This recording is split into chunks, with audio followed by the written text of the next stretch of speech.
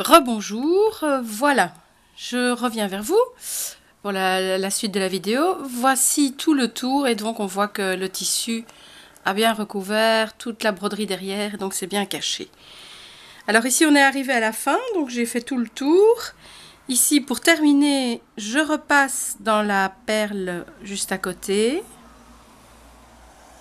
Hop, par l'arrière comme ça on voit mieux. Je reviens ici encore une fois. Comme ça, c'est bien resserré, j'ai fait tout le tour. Alors maintenant, à ce stade, soit je peux laisser comme ça tout simple. Voilà.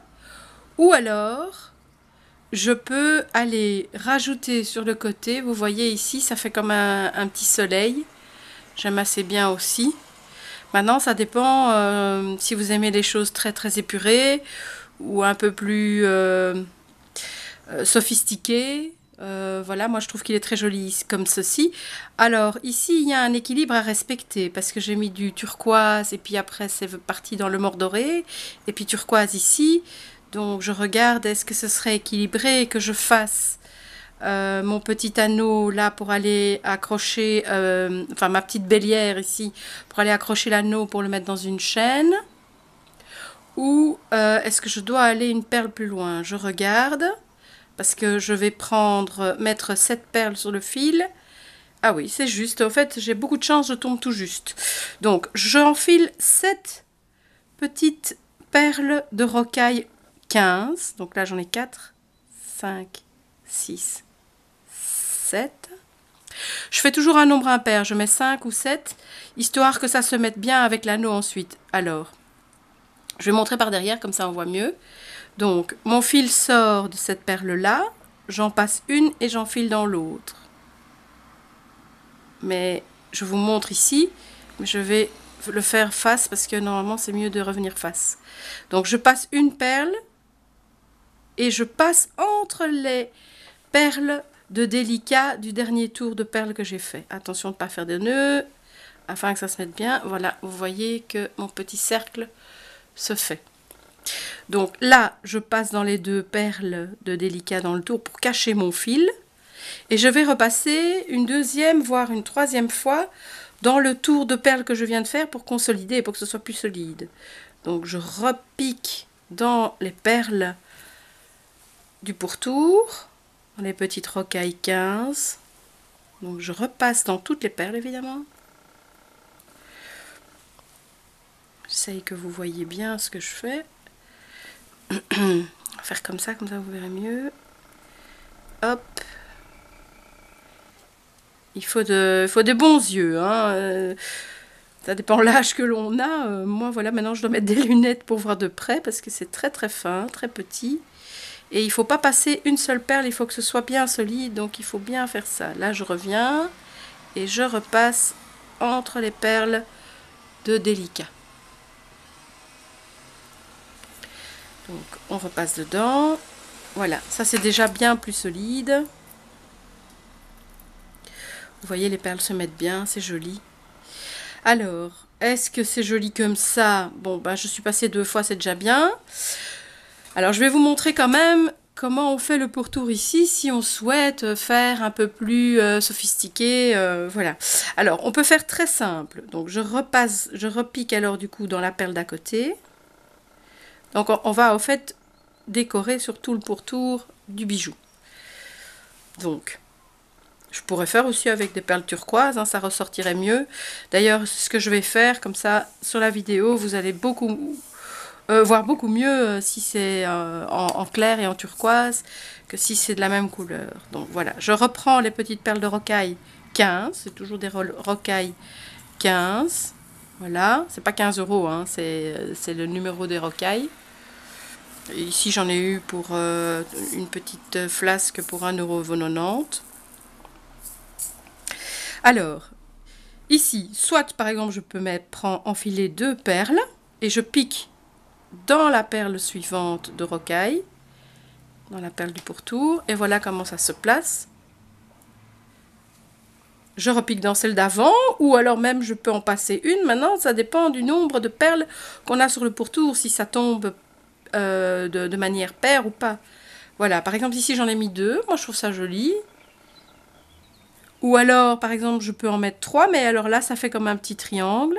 Faut pas en mettre trop non plus, hein, parce que sinon ça fait vraiment très chargé. Et le but n'est pas de charger... Enfin ça dépend des goûts, hein, chacun fait comme il a envie.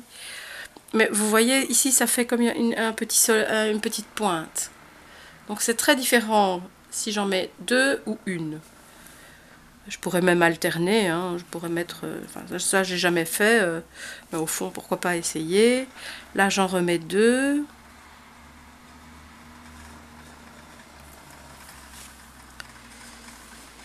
Bien les mettre. Qu'elles se placent bien.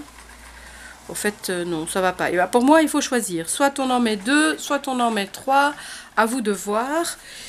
Ici, moi, je trouve ça très joli, tout simple. Sans spécialement rajouter de fioritures. Je trouve qu'il ne faut pas trop en rajouter. Mais ici, je vous le montre pour la vidéo. Maintenant, après, c'est vous qui ferez ce que vous voulez. Alors là, par exemple, je vais en mettre 2 et faire tout le tour et ça suffira. Donc, je vais vous montrer, tiens, par derrière, ce sera plus simple. Donc, mon fil sort de là et je vais dans la suivante. Je repasse dans l'autre perle en montant. Donc ça fait vraiment comme un espèce de serpent, comme ça. Hop, j'en renfile 2.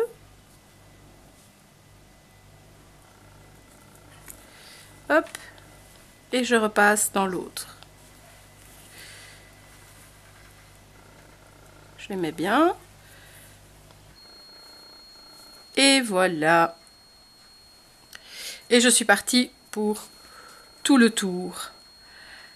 Alors, on peut faire tout simplement le petit médaillon, tout simple, avec que le tour de perles comme ceci.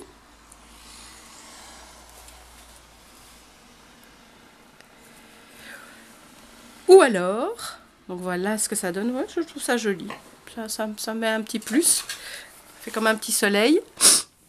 Alors, soit on peut faire tout le tour, comme celui-ci aussi que j'avais fait. Ici même j'avais alterné, ah oui j'avais aussi fait un peu dans les turquoises et les bruns, pour l'instant ce sont des couleurs qui me plaisent bien. Voilà, ici j'avais fait des 2, mais j'avais fait des perles, plus d'espace entre les perles. Et alors ici, de manière équilibrée en dessous, j'ai rajouté des pampilles. Là on peut s'amuser à rajouter des choses, hein. Par exemple ici j'ai fait 3 petites pampilles. Maintenant ça dépend des goûts de chacun. Ici, sur le côté de celui-ci, ben, j'avais rajouté des petites breloques, des petites ailes d'ange, hein, pour accompagner le bijou, puisque j'aime bien travailler la symbolique et ça amène une certaine douceur au bijou. Ça donne un petit style ancien aussi avec les strass. Ça encadre bien l'ambre. Pardon, pas l'ambre, la nacre. Et je trouve ça très joli. Et en médaillon, avec un long cuir... ça peut vraiment bien donner, ou même une petite chaîne d'argent argentée, ça serait pas mal. Donc moi ici je vais continuer tout le tour et je reviendrai, pas besoin de revenir vers vous pour vous montrer fini. À vous de faire l'expérience maintenant, choisissez et si vous avez des questions, n'hésitez pas de m'envoyer des messages et de me poser les questions en bas de la vidéo, j'y répondrai. Voilà, maintenant amusez-vous, profitez du temps qui vous est imparti, maintenant que je vous ai montré tout le matériel. Moi après je pense que je vais aller vers cette belle labradorite qui me fait de l'œil. J'adore les labradorites et les pierres, donc voilà. Et dans les prochaines vidéos, j'expliquerai aussi la signification et l'énergie des pierres, pourquoi je les utilise, les couleurs, etc. Voilà. Bon amusement, à bientôt!